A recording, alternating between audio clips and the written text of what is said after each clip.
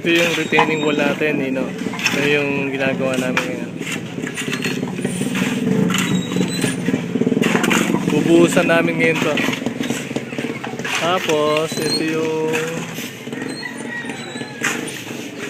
bagong ginawa nila Bobby na kulungan ng manok.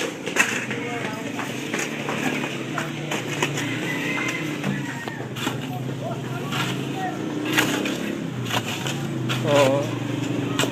Mangyayari, kalahati. Ito yung stalls.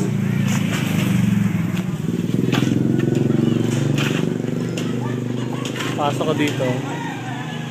Ito na. Ito na lang yung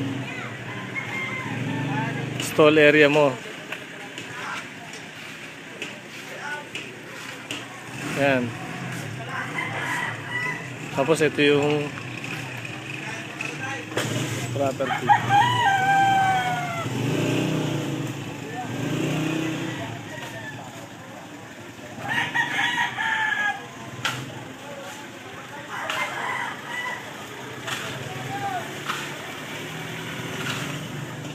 Yan. Parang naliliitan nga ako eh. Ito ngayon. Ito yung isdaan. Ito yung nagtitinda ng isda. Nasa may driveway side. Dito tayo maghuhukay eh.